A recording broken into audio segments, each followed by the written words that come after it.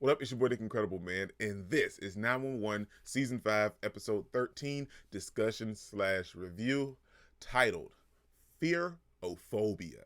Dude, this episode was great, and the title matched perfectly. Let's talk about it. Yo, fight until you make it, yo, don't think it, no, just take it. Don't wait for someone to break it, take control, then don't just take it. Hey, you can make it happen, you just gotta take some action. Take the ship and be the captain. Right off rip, man, let's talk about these cases, because these cases were something else this episode, man. Every case, pretty much had something to do with a phobia or whatever, because, the title was Fearophobia. So the first case was this dude that had a fear of sharks that decided to take a shark charter and go swimming with the sharks. Long story short, he messed himself up, man. The dude, he was panicking before he even got in the actual water. So just sitting on the boat in the crate, getting ready to be lowered down, he was panicking. So when he did get lowered down inside the water, he was still flipping out just a little bit. But then when he saw, I assume it was a dolphin. It didn't look like a shark. But anyway, the dolphin swam by. Dude starts freaking out, man. He pushes the other dude that's down there with him. He unlatches the cage. He's just losing everything, and then he presses his vest to rise up to the surface, and he came up too fast, and I think he had a collapsed lung. His eardrums burst, his nose was bleeding, the blood vessels in his eyes popped. Like, dude was messed up, man. And they had to make like a makeshift chamber for him to like decompress, because airlift ambo whatever was going to take a while. I think it was like 15 minutes before they could even get to him, and he'd be dead in that time frame. So they had to make like a makeshift out of a fish freezer and kind of decompress him enough to where he would be able to be stable and make it to the hospital. Dude is so stupid, man. And then he mentioned that he had a fear of sharks. Dude, this is not how you overcome that fear, man. But I really love this episode because it wasn't just his case that was like, title oriented, but it was also the case with the chick that looked like she had some kind of disease.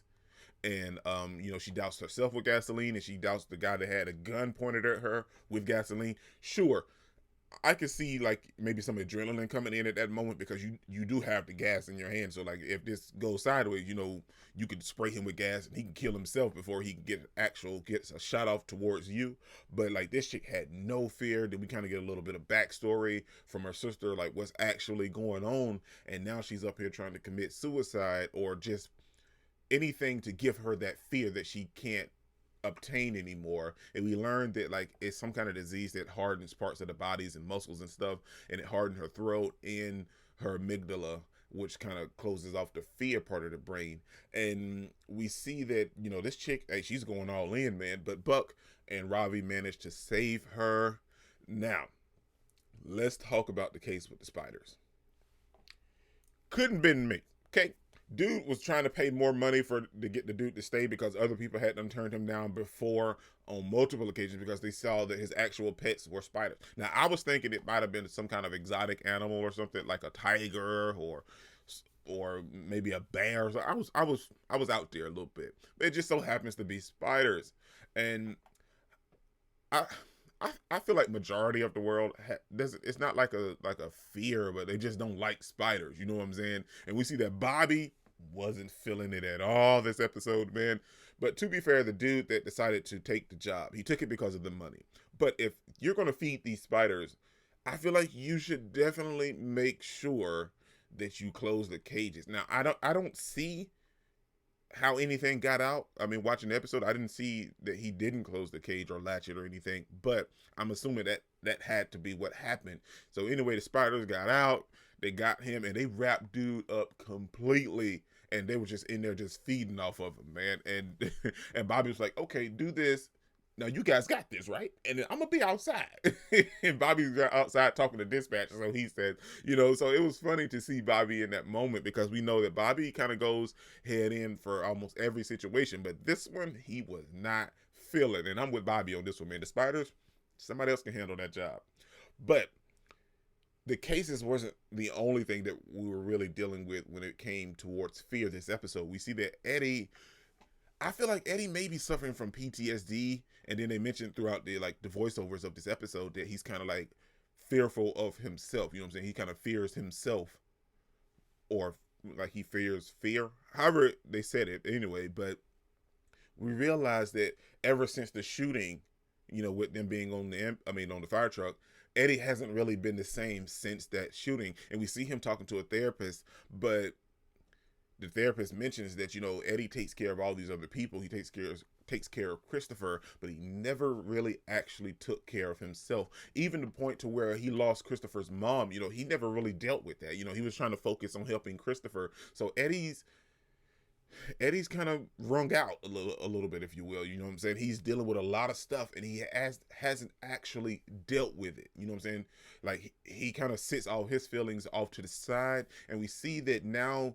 Even with this episode, his therapist told him to try to contact some of the people that he saved, which happened to be in his old unit, and he finds out that all of those people either got in car wrecks or died or OD'd or something like that.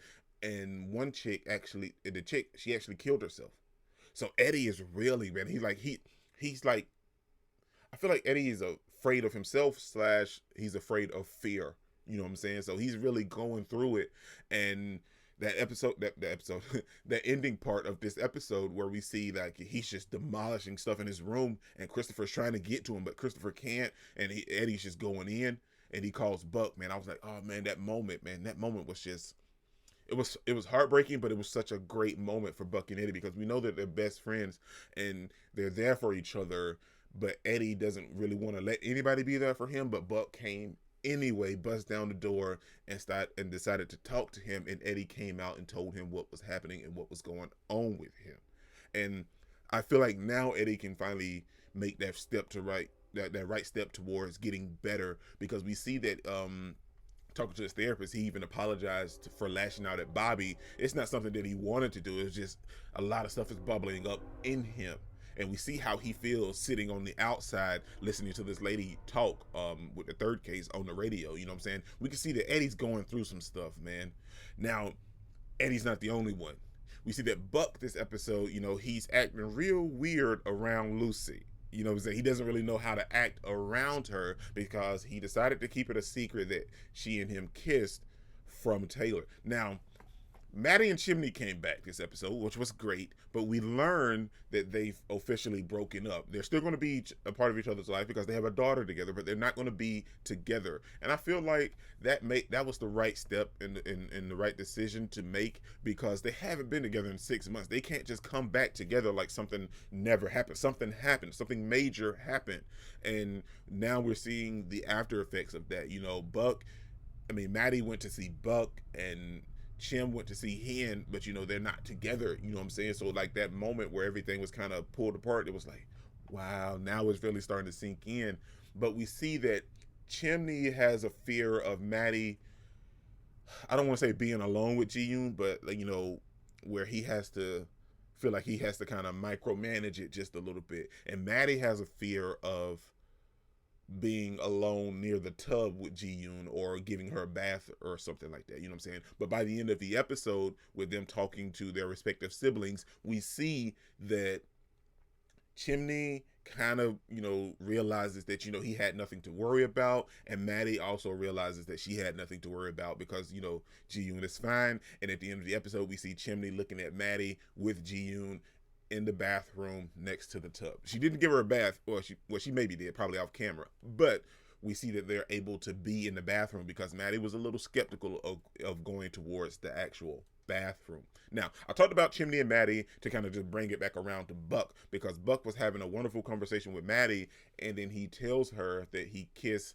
Lucy and that he hasn't told Taylor because he was going to, but he felt a little guilty, so then he asked Taylor to move in with him. Now, with the Taylor and Buck situation, I wouldn't have told her. I'm going to be 100%. I wouldn't have told her at all, because that's not something that she needed to know. And I'm not going to act on it again with Lucy. So, there's nothing to worry about. I can take this to my grave. This is a secret that I'm keeping to myself. But Buck decided to tell Taylor, and I'm kind of glad that he did. I wouldn't have told, but I'm kind of glad that he did, because now I feel like their relationship is just a little bit stronger. Of course, she was going to be mad when she officially found out, because she was more so mad that he kind of tricked her a little bit. We all know how Buck feels about people leaving him. So she felt a little trapped and tricked, because she sold her apartment, to move in with him, and then he tells her this groundbreaking news that, you know, hey, no, what? And, you know, she was upset, man. She was upset bad. Like, she left and didn't come back, and Buck was worried. But we see at the end of the episode they reconciled, and, you know, we see that Buck's a little heartbroken, but at the same time, I feel like it made their relationship just a little bit stronger. And she told him to promise to never lie to her again, only the truth. So I feel like this is groundbreaking yet again for Buck and Taylor, because now it puts them in a position to where they can actually be in like a fully committed relationship, and Buck doesn't have this weight on his shoulders that he had to begin with. This is your boy Dick Incredible, man. Don't forget to smash the like button till you can't smash it anymore. Comment down below, and I'll be sure to respond to each and every one of them, and subscribe, but only if you really want to, man. Peace out. I cannot complain because today, I'm doing my thing.